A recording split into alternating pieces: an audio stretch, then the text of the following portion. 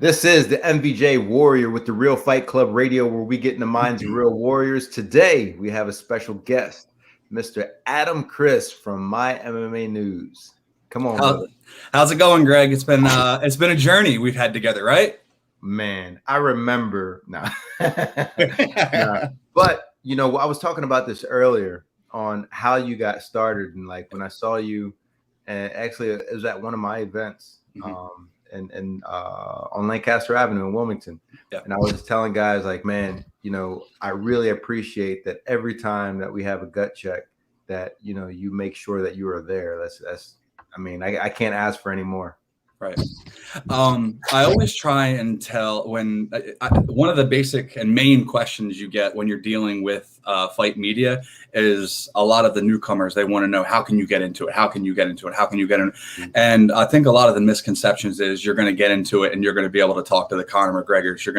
You're not going to get into it and you're not going to be Ariel Helwani. So my biggest tip when I tell everybody is like, start in the regional scene. Get your chops in the regional circuit. The smaller shows, that's where you're going to build your relationships. The smaller shows, that's where the people are going to start and progress to the bigger shows, and you're going to have those relationships built from the ground up. So, I mean, that's one of my biggest things, and that's why I love Gut Check. I love all the regional shows because that's where the foundation starts. Nice. I notice we got a couple of viewers. Anytime you guys want to ask questions, just go right on ahead and we will make sure that we try and get to every question. Now, let's get into this weekend coming up. We have now our last gut check was in November 2019. And the gut check was electric. I mean, it was everything. My next one was supposed to be 2020, April 25. And it just didn't happen. And we were afraid that, you know, we weren't going to be able to do another show. So when I went to the Boys and Girls Club, when everything started opening up, they said, nah, we're not renting out any space for shows. So it wasn't until Freedom Promotions decided to reach out to the Hokess and Powell. And I said, you know what? And he needed me to go and check the place out and see. I said, man, I've been there several times before. I'll go and talk to the guy, but let's see if we can both do shows there. So I talked to the guy, you know, he was, you know, very nice and more than accepting. And we were able to book our first and second show there. Our next show will be there in March 26th. So getting this going, we were really, really excited and wanted to really come out with a bang. So we wanted Joe Stripling to fight, you know, a huge fight, which we had Maurice Jackson going, and I think he got hurt. Like he does bail enforcement on the side and hurt his hip, you know, chasing after somebody. And it just like threw everything out of whack, like everything that we had hoped for. But in the midst of it all, we had booked another fight, which I only really expected to have one pro fight on the card. And then Brima was like, you know, I really want in on this card. You know, this is a local card, and you know, I haven't fought local in a while. So I was like, you know what, you're right, man. Let's get you on here. And it was really hard to find him a fight at first. And a newcomer, Gary Mack, is like, yo, I want this guy. And I'm talking to his coach, and he's like, yeah, you know, once we got to the weight, they're like, yo, let's let it run. And Gary does not seem to back down for nothing. Tell me what you think about this matchup. I love this matchup. One, the fact that Gary Mack is showing zero fear, and he's showing nothing but respect to Brima, which, you know, I can appreciate. Brima showing the respect right back, just like warriors should do before they get into the ring and after. But with Gary Mack stepping up to somebody like Brima that has the experience, it goes to show that he's in it to win it. He's not one of these guys that's looking to pad his record. He's looking to get in there and he's looking to jump and make a name for himself. And I mean, for your debut fight, to take out somebody who's been on the Friday night fights, who's been on, you know, like self-proclaimed, he's been on Glory, right? You know, he self-claims, you know, the king of Delaware and everything like that. That, you know, that Brima, you know, creates in his moniker. But Gary, he's stepping up, man, and he's stepping up to a big fight, and I have nothing but respect for him. And Brima, he's coming off of a long layoff, man, and a lot of stuff, you know, on the sidelines, personally, that I know he's dealing with. I'm a good friend of Brima, but all hats off to him, man. He wanted to get back in the ring, and he's making it happen. And to step up to somebody like Gary Mack, who's coming off the WKAs, nothing but respect to either one of these guys. When I was watching your interview with both of those guys, and right before it closed down, dude, it almost gave me goosebumps when you were closing down, and then Gary goes, "Yo, Brima, really think you're faster than me?" I was like, "Oh shit, oh shit!" That was real, man. Like you can tell Brima doesn't intimidate him one bit, and that's exactly what he should feel. Yeah. Yeah, I was really surprised. He was like, "I have a question," and when he hit me with that, dude, I thought everything was going to break loose right there. But the thing about Brahma is he's a very unorthodox, bouncy fighter, long range. I mean, I told him when I trained him years ago, I helped co-train him for a Sancho fight years ago. And he was just so rangy when I was in the ring with him. It's like, man, you should be boxing. And like the kickboxing style really, really suits him because he's so bouncy and lanky. And like he has the reach of someone who's like 6'4". Yeah, he does, man. His reach is ridiculous. His unorthodox ways. I mean, you won't see a whole lot of people, especially I mean, like the back in the day K1 days, back in the old school K1 days, you would see like the axe kicks and whatnot. He's sitting there throwing him in the first round, second. He's just so flashy that I have nothing but respect for Brima, but it's going to be an interesting fight, man. Gary Mack is in this one to win it, man. And the way Gary stepped up in that interview and he was confident, he showed what he's made of, man. I'm really looking forward to this fight. I'm looking forward to announcing it. Nice. Well, there's another fight on this card that I'm really excited about, and I haven't really given it the publicity that it should have, but I'm going to give it to him right now. Now, we have John Wonder and Juan Gonzalez. Now, Juan is a very, very explosive young man. Like, I remember him fighting on one of the gut checks, and he was disqualified because the guy that he was who was it? It was a guy from Jack's gym, and he knocked him out while he was still holding on to the ropes, and like his glove was stuck in the ropes, and he hit him a couple of more times and ended up getting disqualified. But there was another fight that he fought. I guess I think it was a guy from it was man, I think it was from Crazy 88, I believe. And he hit the guy with a 2-3 combo and knocked him out with the left hook. I mean, very, very explosive. Now, John Wonder is nothing to like. You cannot ever count John out. Like I call him, they probably all call him the Wonder Boy because he just like has that name. But John is like always game. Like as soon as I ever post about gut check, he is usually the first one that says, "Yo, I want in. I want to fight. And I'll fight anybody."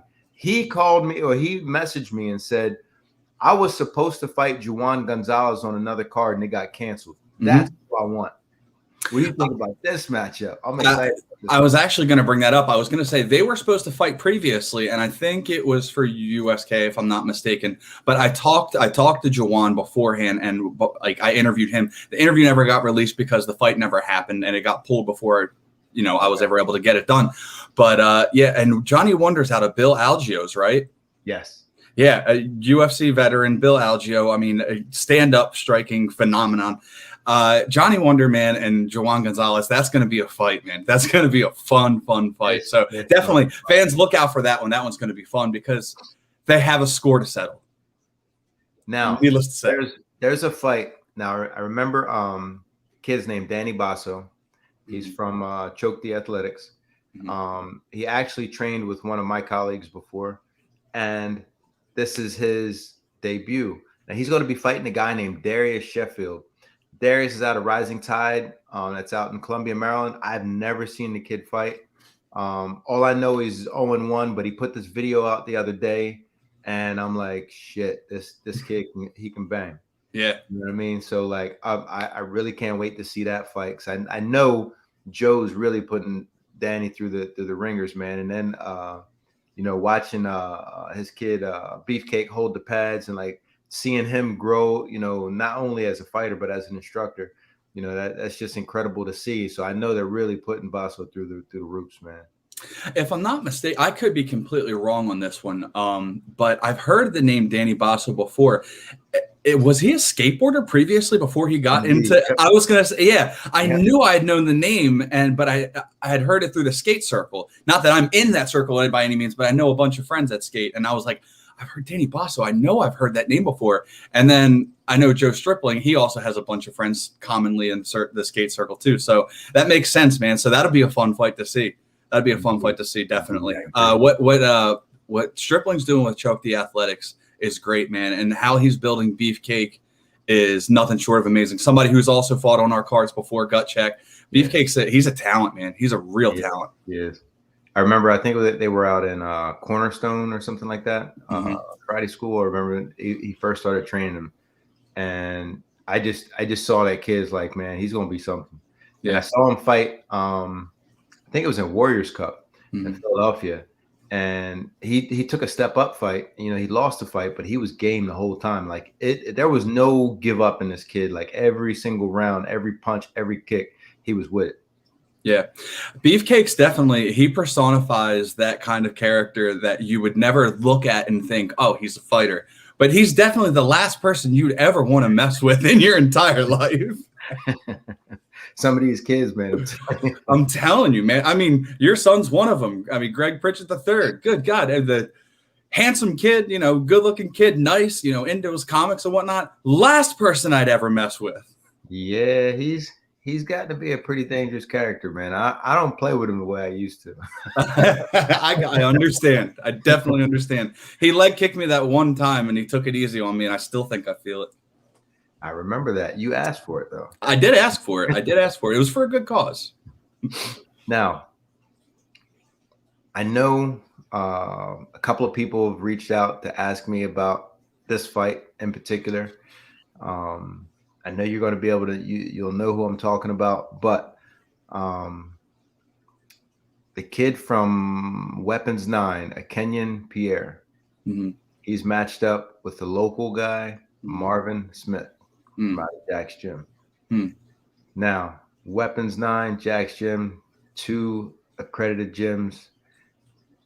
I know Marvin's been around a little bit now, and I've never seen a Kenyan get down. He's 3-1, but he comes from Weapons 9. Like anybody comes from Weapons 9, it's a dangerous fight. Anybody that's coming from Tapia or Tran at Weapons 9, they're going to be something that you need to be a little bit nervous about. I mean, that's just period point blank. Weapons 9's produced so many good people throughout the years that's competed on our card. Spencer Gakasi being one of them. Shout out to him in Thailand not Thailand. He's in Abu Dhabi right now. And I know he was in Thailand for a while. He was in Thailand for a while. I think he's in Abu Dhabi now. But Anthony Satya, they've had a slew of good fighters that come out of them. So I expect nothing less from a kendo. But I've heard good things out of Marvin. I've never seen him compete. I know people that know him personally. They're looking forward to it. So I know he'll have some fans in the house. So I'm really, really looking forward to seeing that matchup. What rule set is that fight? Is that tie or is it glory? Okay, that fight is glory. Glory. Okay. So, and in that fight, I would give Marvin the edge, being it glory rules. But I mean, Weapons 9 is Weapons 9. Yeah. Their striking period is just phenomenal. But I mean, like you said, to piggyback off what you're saying, they're traditionally a Muay Thai school. So, like you said, if you're going to give the edge by a rule set, I can understand why you're giving it to Marvin. Indeed. Now, I had a fight fall out, and against Colin Hardy, and the same day, I get a message from Broad Street Kickboxing. So we got a guy, Jerry Baume. He wants in. He'll fight him. And I'm like, you know, I've never heard of this guy. You know, he drove all the way up, you know, to Delaware from Philadelphia to get his medicals done. He was serious. He was ready to get it in. He's really excited about this fight. I don't know what to expect. I know Colin's coming from Algio MMA. I don't know what to expect from Broad Street Kickboxing because they've never been on our show before. And I asked him, I says, how long has the gym been around? He says, you know, I've been there for about a year. You know, I moved here from New York. I'm like, I've just never seen this gym, but this guy's like, you know, he looks like he looks the part. I'm telling you, he looks like he's going to get down. Nothing but respect, man. I mean, if you're going to come in Yeah, if you're going to come in and then step up to somebody that, I mean, is established with the name, I mean, and not only that, but with a sense of fearlessness, then nothing but respect for you, man. Those are the kind of people a lot of times you have to look out for, man, because they really feel like they have nothing to lose. And you don't know what to expect. Exactly. You have nothing to plan for. In a world of technology where you can look at tape and internet and YouTube, you have nothing to look at. Now, I know we were talking about, the announcing, and I told you one of my buddies is going to be your co-announcer. Yeah. You're like, I don't know about that. I'm telling you, breakout, funny guy, fight enthusiast. Mm. He's been asking to get in on gut checks for years. I don't know if you remember when I did the GP's Comedy Corner. Yep. Where you proposed? Indeed. So he was the host and main comedian for that show. Mm-hmm. And I've known him for years. My son went to school together. Now, I'm telling you, he's going to bring a different dynamic in, man. I'm telling you. I'm hoping to get him in on one of these interviews. This cat I'm telling you, when you talk about like the TikTok, it'll say, people say, how come you're not famous yet? So did you share my shit? He's one of those guys like, damn, man, why is this guy not famous yet? Like, yeah, like he's funny as hell. I'm telling you. I think he's going to really bring a different dynamic to the show. I'm really eager to see how the dynamic's going to, like, what are we going to do as far as passing the mic back and forth? I mean, well, I want you to kind of give him, let him kind of swing the ropes a little bit, see how it does. There'll be times where he'll be out watching you and vice versa, do Gotcha. every couple of fights. But like he is definitely an MC. Like he owns a mic, like, and he can take control of a crowd like easy. You know what I mean? And I think that, like I know when you were coming up, there's a lot of things that I was telling you, do this, try this, use the camera this way, and when you started doing those things, your personality really started to come out. This is one of the guys I learned some of that stuff from. So I learned from you. I can also learn from him. So we're all we're passing the lineage down, man. I love it. I love it. So talk to me though, man. Tell me about this fight card, man. What are you thinking about it? I'm eager to see it back, man. As I've told you before, man, gut check's like my home. I'll never not be there. The 2 times, and I can count them, 2 times that I was not able to attend a gut check, it ripped my heart out. One was when I had a procedure. The other was when I was on my honeymoon. But every time we have a gut check championship series, man, not only just because of, our connection, but the fighters and the fights themselves, man, the matchups themselves. It's not every fight brings a different dynamic. What you can see in one fight, you're going to see something completely different in the next fight. What's going to be a spectacular knockout in one is going to be in the next fight a technical, just absolute, just war back and forth. And I love the fact that it brings such a good dynamic and plethora platform of fighters on a broad spectrum together. It's not just, and it's no disrespect, it's not just, MMA, dominant. It's not Muay Thai dominant. We have the different rule sets, the glory, the Muay Thai. We have something for everybody that brings it together. And that's something that I love about Gut Checked. And man, I was really looking forward to seeing Joe Stripling fight again. Obviously, Delaware guy, that cartwheel head kick. Good God. But Brima, he's coming back home. I talked to him, in his interview on his webpage or his YouTube. He seems ready. He seems excited, man. And I know Gary Mack, he seems damn excited. So, that's the kind of stuff that gets me excited for the fight, man. It makes my job easy when the fighters are going to bring it. The crowd's going to bring it. All I have to do is just talk on a microphone. So I'm pumped, man. I'm pumped. So Nando says, what has been your favorite gut check fight so far? And which fight on the current card might be able to top it? You answer this one first. If everything goes to plan, I think the main event's gonna be quite the showing. Both of these guys have the credentials to put on a hell of a display that could be it can go to the decisions, or it could be a first round stoppage. I don't know what to expect. I just know that both guys are going to bring it. So I'm really putting a lot of stock into the main event. I think that's going to be awesome. One of my favorite fights though, and there was a lot.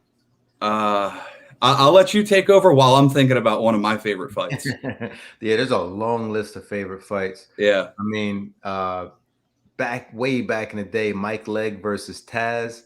Man, that fight was fire from beginning to end. Mike stopped Taz. Mike Legg was always fun to watch. Yeah, Both Legg brothers were fun to watch. Another good fight, Brima and Bianchi. Which one? All of their fights were good, man. The very first one was a super scrap. Yeah. I'm telling you, the other ones after that, it started to get a little more technical in between. Yeah. But that first one, it was like two Tasmanian devils going after it, man. Them boys was going in. Some of the fights I really enjoyed, I'll say Brima versus damn it. It just slipped me. All right, I'm gonna skip on that one and go to the next one. Spencer Gurkowski and John the Bull Mosley was one that had the crowd going crazy. Yes. That was one I can't forget. Anybody that the main event on the last one. You remember that one? Main event on the last one. I'm at so many fights these days, man. Chris Tapia and Jason Stevens. Chris Tapia and Jason Stevens. That was a good fight. That was a good fight, man. But Anthony, I gotta say, two fights that were probably like eruptive were the one with the cartwheel kick, Joe Stripling, Cowboy, and the other was a kid from Rom. Actually, they both train at Rami's now. It was a first round head kick knockout. Damn, I can't think of the names. Both of them train at Rami's now, but one was originally from Rami's. I think his name begins with an N. Damn it, how am I forgetting his name? He hasn't fought in a long time. Neil Mustafa. Neil Mustafa, and he fought the kid. Jelani. Jelani. That fight was really good. That fight was really good. Now they train together. Anytime Rami's guys are in the building, they're always fun to watch fight. You know who I used to really enjoy watching fight, man, and I hope he's doing well, is Omar Fowler. That was a heavyweight, man, and when he would throw his teep kicks to the face, good God. Yeah, he was fun. As he was coming up, Big Nate, who's now our ref, he was coming up at the same time, and those two were supposed to meet to fight, and it was supposed to happen at Jack's gym, and Nate ended up getting hurt on his job, and he had back surgery since, and he's never been able to fight like full contact sport again. Right. Another good one was your son, Greg Pritchard III, Brian D'Amato. That was a nice, fun war. Yeah, that was a very interesting fight. very, very interesting. Greg outclassing him and almost gets caught like back fist. Yeah, that was a good fight. Yeah, there's been so many good fights on the cards throughout the years. I don't know how any of them can top any of them. Really, it's like, but they all bring something different. Yes. They all bring something different, man. And Anthony Colaccino was, am I thinking, when he knocked out Anthony Santiago? That was a good fight. Yeah, that fight. That was surprising to me. I didn't think that was going to happen. I didn't think it was going to happen either. I thought, if anything, it was going to happen the other way around. No disrespect to Matt. And I remember when Anthony Santiago popped up, he started barking off at Big Nate, and Big Nate's like, "Right, you just got hurt once. You don't want it to happen again." Yeah, Santiago was always game, man. I remember seeing him at the WKAs, and I think he fought like 5 people in the weekend and knocked every one of them out. Starched every single one of them.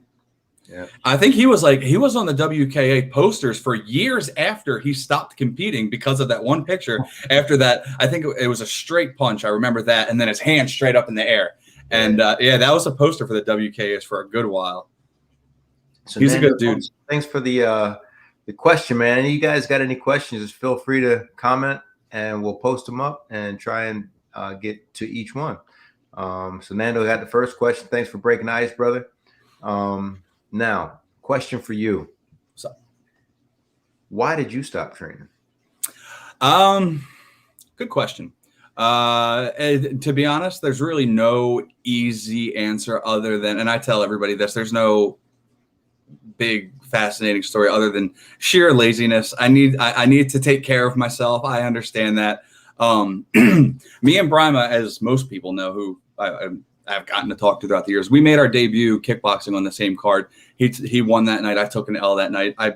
It hit me pretty hard. It sucked. Put a bunch into it, and it was what it was. But it was at that time too. I realized I was like, I love talking about fighting. I love being a part of the community, and the fact that I got in there now, it definitely helps me be able to talk about it. But to answer your question, I should get in there and mix it up quite a bit, a little more. That's just sheer laziness on my part. You got me. Oh man, when I had you and your brother in the gym, yeah, it was just funny to me seeing you guys fussing back and forth, and one person's telling the other one off. Man, you guys were hilarious. How's he doing? He's good, man. He's doing his thing. Obviously, he's a luthier selling guitars. He makes guitars, doing his thing. But yeah, he's an interesting character to say the least. Being in the same training facility with him, I don't know if that's for me, but it's. I mean, training with family is always fun too.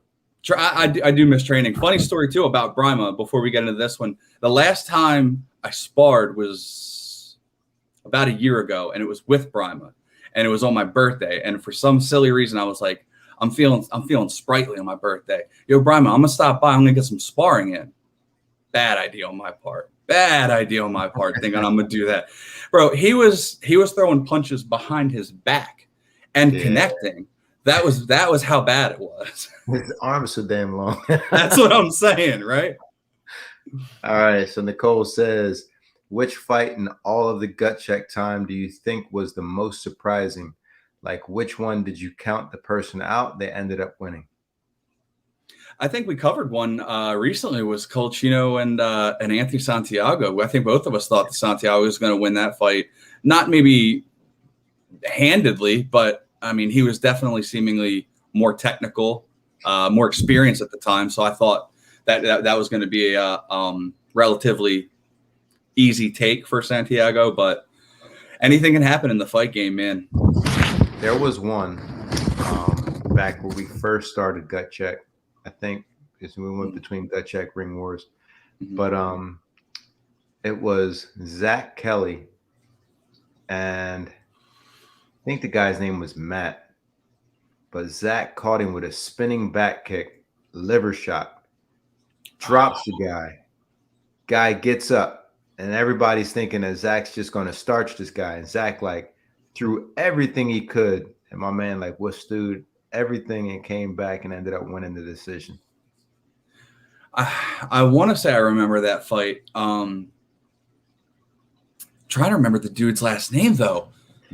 Yeah. How is Zach? Is he? I don't think he's. I talked to Zach about a month ago. He's doing well. Good.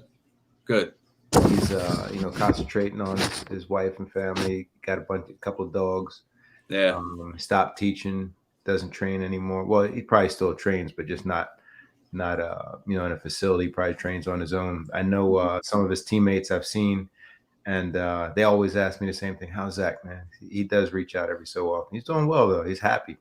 Good. And that's most important, man. As long as you're happy, that's most important. So there's let me see here. Where's it at? Here it is. Kelly Marin versus Shannon Murphy. Now Kelly's she just won a title fight. She's coming out of Central PA MMA. Then you got Shannon Murphy from TKO Fitness. Now I'm excited about this fight, but I know that Kelly's been a little more active, but Shannon is game. Have you seen these fighters fight? If I saw footage of them, I would want to say yeah, but I mean, I feel so bad saying this, but when a lot of names and talking to the fighters and everything like that, sometimes I need to kind of match the face with the name. But so off the top of my head, no, but it doesn't mean that I don't know who they are. Now, who's your favorite or standout female fighter from gut check? You already know the answer to this one. Which one? Kylie Knoll. I thought you was going to say. Yeah, I wasn't sure if you were going to say Kylie or Fatima. Kylie Knoll was very, very explosive. Mm-hmm. Now, there was one. She's a coach now. Actually, she coaches with me. But Christina Lafferty. She came from Vermont. Wanted to fight. Got on the card and like just went haywire. She. I mean, I've never seen her. You know, like she fought in Thailand for a couple of years. She had like 2 amateur fights, and she went to Thailand and fought as a pro. I think she's like 8-2 as a pro. But I've never seen her in a fight like let off the gas. Like she just goes. Kylie Knoll, she was very technical, always really fun to watch. I think there was one fight. I can't remember who she fought. It might have been no, that wasn't the fight. I don't remember who she fought. There was a girl that she fought that outclassed her. Another very explosive fighter that we had that everybody was just trying to find someone to beat her, and they couldn't beat her, and then no one would fight her, and that was the Congo Killer. Oh my gosh, yeah. The Congo Killer. A lot of good female fights. Nelly, right? Yep. Yeah. How's Nelly doing? I haven't seen. Is she? I haven't spoken to her in maybe about a month or 2. She's up in Albany, New York. She got a job out there. She moved out that way. She's doing well. She is still training, not as much, but I mean, it's kind of hard when you live the life of a chemist, man. I know, man. I was gonna say she's one of the smartest killers I've ever seen in my life. But like you brought up too, Fatima, how's she doing, man? She was a lightning bolt, man. She got in the ring. She looked sweet, attractive girl, but good God, you didn't want to be across the ring from her. Yeah, Fatima, she was an excellent fighter. I really do miss having her, you know, in the mix of things. She just had a son. I did see that. She was going to school, you know, trying to build a career for herself, stuff like that now. So, you know, when she fought, she was only in high school. Yeah, I know. And that's what I'm saying. She was young as you can. I mean, she was really young, bro. But what I'm saying is she was dangerous. I wouldn't want to fight her when she was in high school. Yeah, that was the thing I heard when people come in. Nah, I don't want to spar with her. There was a young man she was sparring one time, and the guy, like he went really hard, and I guess she thought he was inexperienced, so she kind of took it easy. And so I'm looking at it, I'm like, the round is over. I'm telling her, yo, you need to come out. She's like, no, he owes me one more round. And in this next round, she's like dipping and dodging and blocking and bobbing and weaving and kicking and punching. And then towards the end, she like looks back at the time. She looks at him, kicks him square in the nuts and hits him with a left hook as he falls in slow motion. And but before he hits the ground, it's like Desperado. She's taking off her gloves, and her gloves hit the floor in slow motion, and she's walking off. Wow. I'll never forget that one. That one was hilarious. That's savage. Let me see. So, all right. So this fight should be a really good banger. DeAndre Tharp from out of Quintella MMA and Cody Thomas from Nomad MMA. Now, Cody Thomas is a Choke D affiliate. Okay. Anybody out of Choke D, I nothing but respect for. But Quintella MMA, man, they're beasts up there too. Well, DeAndre, he's 0-1, but that loss, he was very, very explosive. Very explosive fighter. So I noticed that out of Quintella's guys, they're very explosive. Yeah, there was a heavyweight that he had that was like 0-0, just coming out first fight on one of my shows, and there was a guy that had like 5 or 6 fights. He's like, I'll fight him, and he ended up winning. Like, I mean, it's one of those things, man. When they don't have much to lose and all risk, you know, big reward, why not? And then when it pays off for them, those are the dangerous people you gotta look out for. Indeed. All right, so give me 1 second here. You're cool. All right, so I want to hear a little bit about the Chronicles. Okay, let's do it. Talk to me. All right.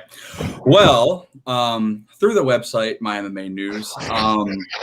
I have my medical marijuana card. I don't make any discrepancies trying to hide it, letting people know it is what it is. Just being straight, and you know me well. So I had a pretty decent drinking problem a couple of years back.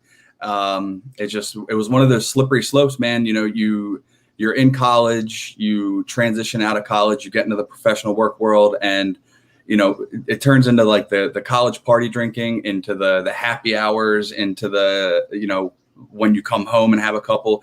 So it was one of those slippery slopes that it caught up to me. And you even tried to tell me the couple of times I was in the gym, you were like, bro, stop this. And it was one of those things I didn't listen. And it's one of those things that a lot of people, they don't listen and they don't make a change until they want to make it for themselves.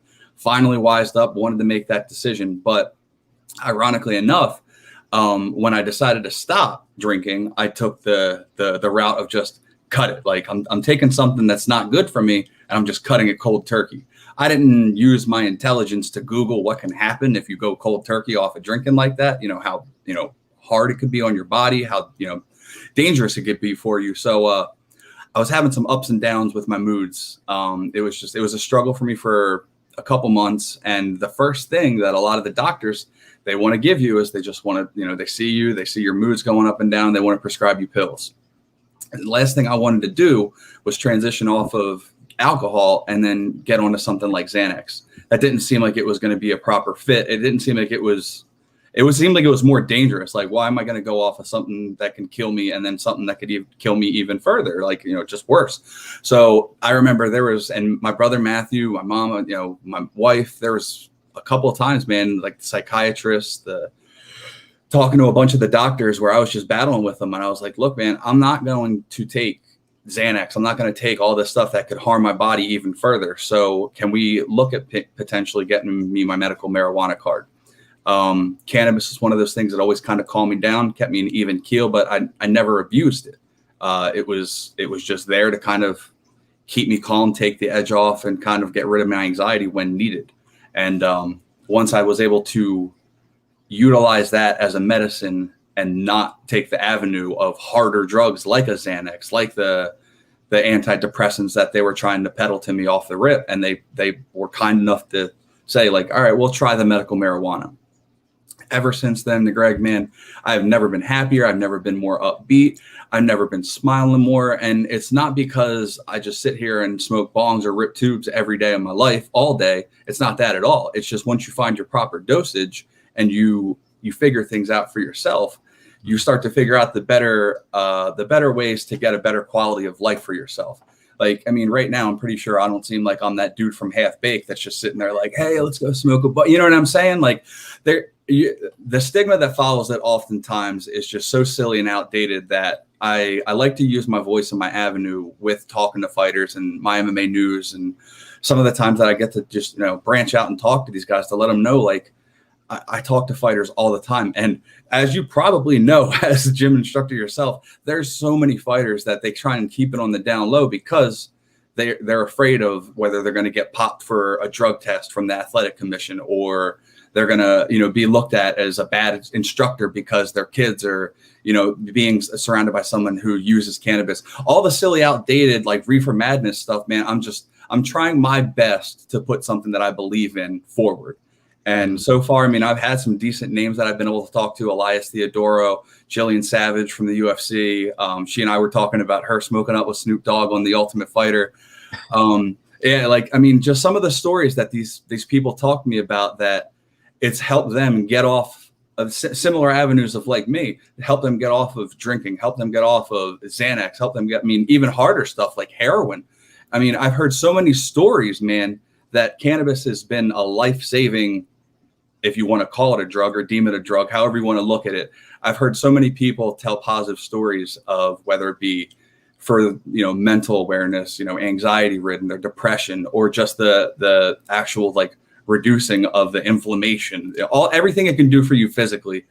It's just, everything's there. The proof is starting to come out more and more and more. So I'm trying to put my best foot forward to show people that these fighters, they need to have another avenue other than just popping pills when they get done training. And I'm sure a ton of fighters already know that. They just don't like to come out about it, but it's okay.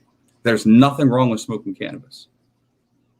So when you talk to some of the other fighters, give me a fighter that have, discussed the benefits and how it's helped them and so forth.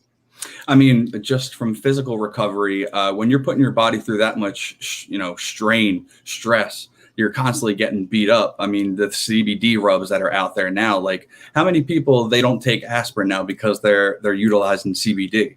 I mean, the transformation from the pain meds to the cannabis industry has been so booming over the past couple of years. I mean, can you tell me wrong? Can anybody really tell me wrong? No, because there's so many fighters taking the CBD route, the cannabis route, because it's finally becoming more and more acceptable. And like I said, the reefer madness, the stigma that sadly still somewhat follows it. Because again, before I got my medical marijuana card, cannabis was no different than heroin in my parents' eyes. But it took somebody talking to them about it for them to finally realize, like, we're on two different subjects here. Gotcha. All right. So, I mean, not just the physical stuff, but I mean, you as a former fighter, I mean, how many fighters do you talk to before they have to get into fight camp, while they're in fight camp, after they get done training, while they're sitting in bed thinking about the fight? There's so much anxiety and stress that goes into that. And whether they take an edible, whether they smoke a joint, whatever you want to do, whatever your avenue is, I'm not going to speak for you whether you've taken cannabis or not, but it helps ease that mindset. It helps calm you down. And it's just a natural plant that helps you do so. I don't find anything wrong with it. Now, another question for you, when you got into training, yeah, what made you start?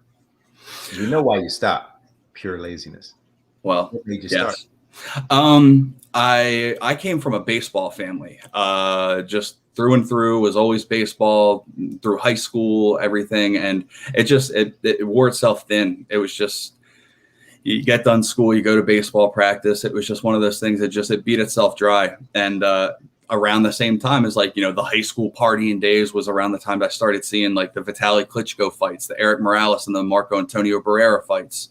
All those fights back in the day. And I noticed myself, like when those fights were on, I wasn't interested in the partying aspect of things. I was watching those fights. I was, oh my God. And then I think it was Vitaly Klitschko versus Lennox Lewis, that fight. And then I found out that, I found out Vitaly Klitschko was a doctor. And I was like, in my head growing up, I suburban neighborhood and everything, I always was thinking like, the only people I know is like the rough and tough people that, like they get into the ring and they fight. You grow up seeing like the Mike Tyson's talking about eating children and whatnot. So it didn't seem like my avenue that I would ever take. So once I saw a different perspective of it, like a Dr. Vitaly Klitschko, whatever, I was thinking, oh, well, this looks fun, man. I want to try that.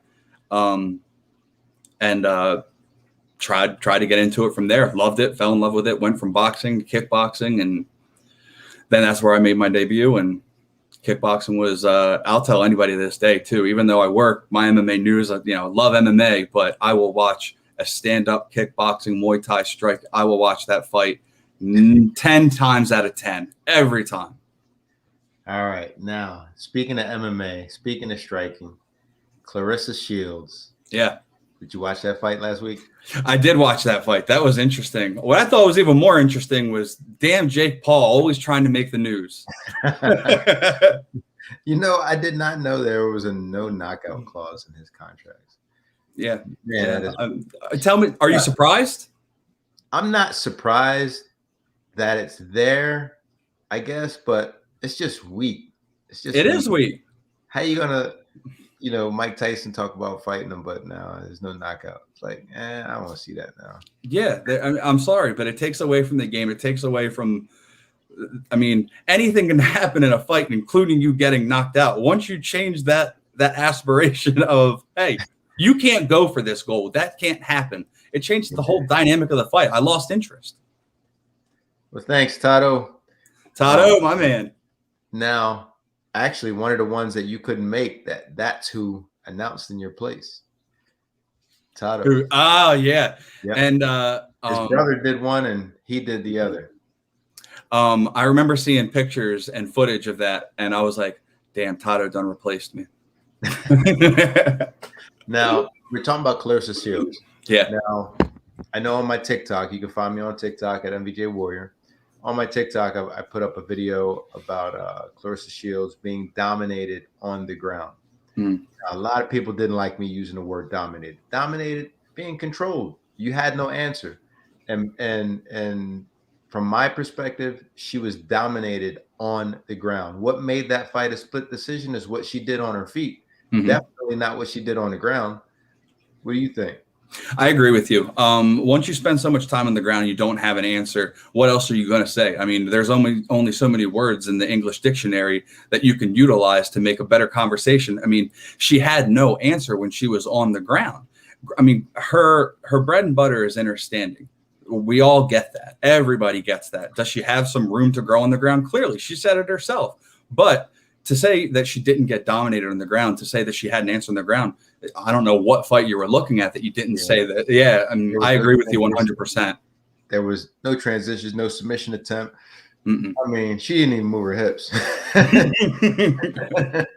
Like she just used her arms to say, okay, to stop punching. You know, and everybody's like, well, Montez didn't land any significant punches. Yeah, but she still dominated the ground. Once you have control, you have control. I mean, granted, does it look like a boring fight? Does it look a little less impressive because you're not seeing the big ground and pound and the transitions on galore? But in Montez's eyes, why do you have to? You're already dominating. You're already controlling. You're already doing enough to keep control. So you're winning. Yeah. Period. Indeed.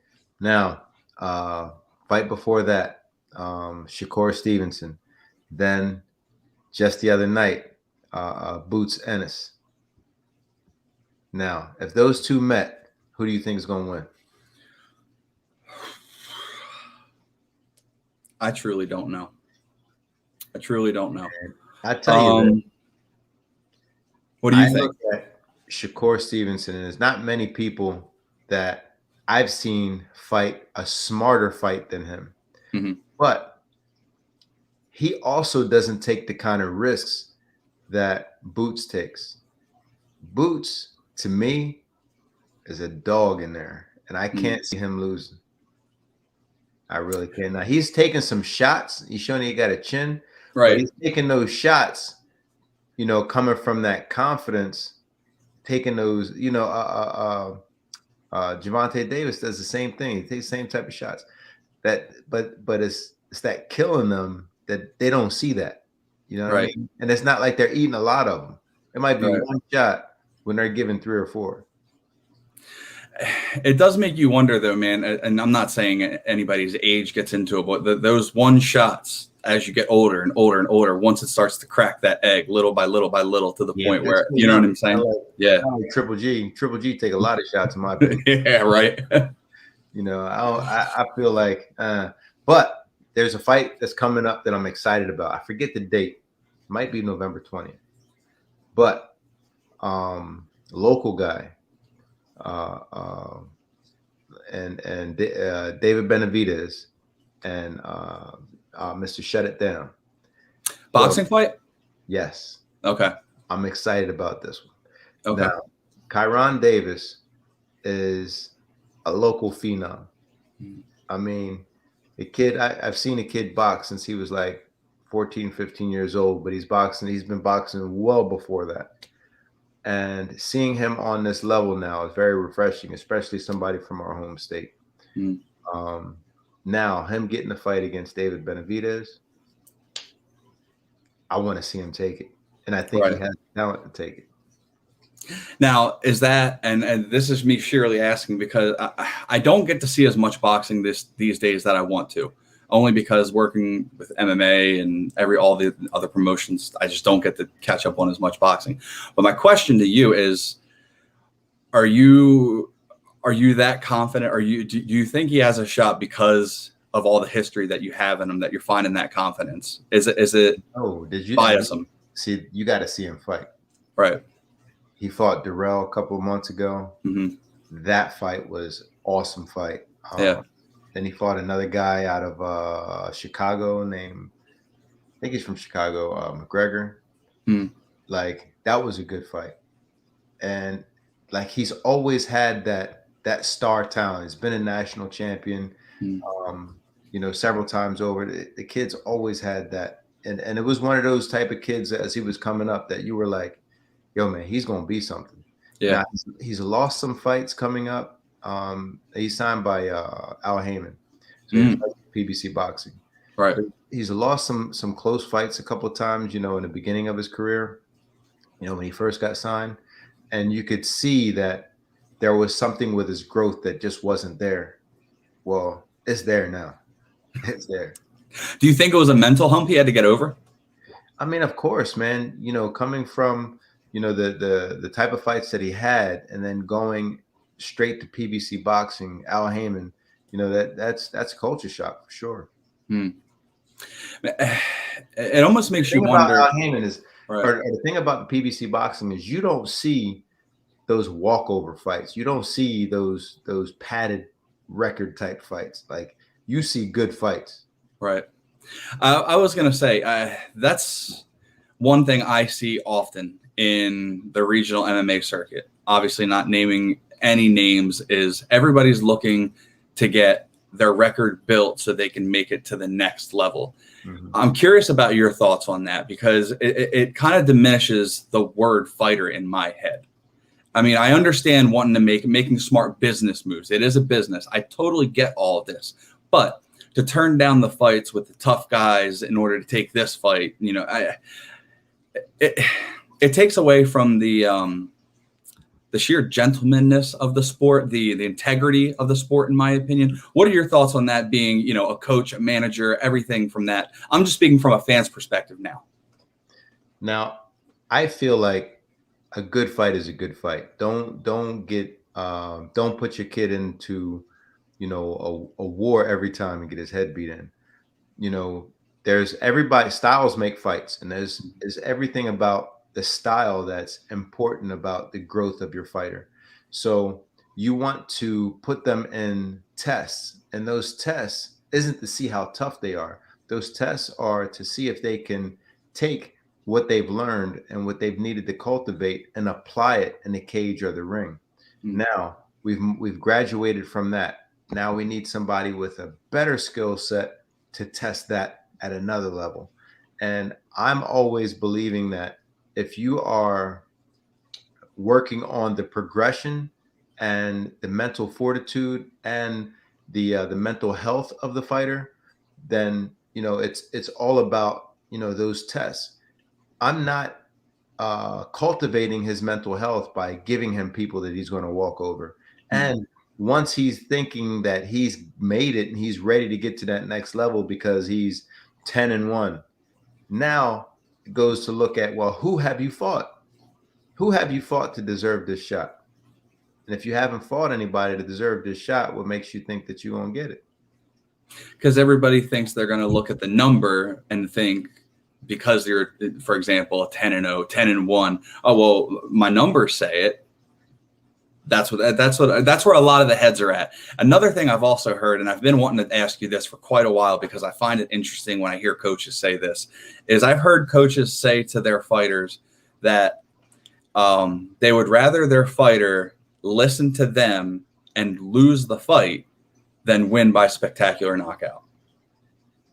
Like, so for example, if I'm just trying to play this out, like if I'm your fighter, mm-hmm. and you're telling me to do something, but I'm just in my head, I'm doing it this way and I'm banging to the body, dude, whatever. And then I score the knockout, but I'm doing everything against what you're telling me to. They're saying this is a fight that the fighter clearly could have won either way then. Right. So now, like if in the first round, I'm looking at like, man, doesn't care what he does. Like he's going to win this fight. Now listening is a skill in itself, and you have to have mm-hmm. that type of relationship. I mean, there's been fighters that I know that work more so off of instinct, and once their instinct was matched, they had nothing else to fall back on. I don't believe in a loss is a lesson, no matter how you look at it, a mental lesson, a physical lesson, a learning lesson. Like there's so many different ways to look at a loss. And there's a feeling that you get from a loss that you should embrace and never, ever forget, so that way you never have that feeling again. Mm-hmm. I never wish a loss on my fighters, but I appreciate when they do lose to help them build, to help them remember that feeling so they don't want to feel that feeling anymore and help them build forward. But as far as listening and lose and do your own thing and win, I mean, I think I see the negative on both aspects of that plane. Um, if I'm coaching, I'm not coaching you to lose, and I'm not coaching you in a way that I feel that you can't stay on top of.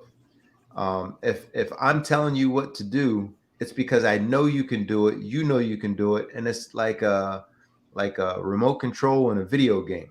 You know what I mean? All I got to do is push the buttons, and this is what he's going to do. Versus just and there has to be some instinct there. But if you're just fighting off of that instinct and your own pure talent, like that's only going to get you so far. You got to learn to listen because as a coach, your corners see things that you can't see. And that I think that was what they were trying. It was a relatively new kid, and I think his coaches knew they can stop the other fighter at any point, but they wanted to get him the time in the ring. And so they wanted to like explore different avenues, not just get the quick stoppage because they knew it was right there in the pocket. They just wanted to maybe even get him to decide. I don't know what their plan was, but they were saying they kept going on the fact that he wasn't listening. He wasn't listening. And I've always wanted to talk to other coaches about that. I had a fighter that I've suspended from competition because he hasn't been listening. We took him to the WKA. Now he had his first fight at a gut check. Mm-hmm. For 2 rounds, he wasn't listening. He's in his last round. And I'm telling him, look, if you don't listen this round, you'll never fight again. He listens, knocks the guy out, wins. Then we're at WKA this year. Same thing's going on, but this time he just won't listen. And then after the first fight, he was in 2 different divisions. So after he lost in the first fight, he had to fight the same guy again. And the guy was very basic. Like there was nothing special about this guy. And we could have beat him. He had all, my fighter had all the skill set needed to beat this guy. Mm-hmm. But his mind wasn't there and he just wasn't listening. And so going into before the 3rd round of the last fight, we just threw in the towel. Says, you don't want to listen? Just get out. And now he has to train to earn that right back to compete again. That's a harsh lesson to learn. Hey, you're fighting the same person twice. Mm-hmm. That is not a hard fight. He's not hurting you. He doesn't have the skill to hurt you, but you're not applying yourself and you're not listening to the corner. Yeah. So what are we gonna do? Just give the guy a chance to say, okay, well, let me fly off the top rope and give you an atomic elbow. And it's not gonna happen. Hopefully we don't see any atomic elbows at gut check coming up. That wouldn't be pretty for anybody. That's explosive fights. I'm excited about every matchup on this show, man. How many fights are on the card? I think we have 14 total. Nice. Good long, solid night. Yeah, try not to have it too long. We started off at like 19. Yeah, that always gets a little bit too long, especially when you have to include intermission and stuff because people can't sit for too long. But I think the sweet spot usually is around like 12 to 14. Yeah. So 12 to 4, well, we should have about 14 fights. Cool. Some good food, a couple of great announcers. It's going to be live stream on WKA TV. Tickets are still available at gutcheckpromotions.com. The show's going to be awesome, man. It's going to be at the Hocas and Powell, and doors open at 5. First bout at 6. Can't wait, man. It's going to be fun to be back home. Oh yeah.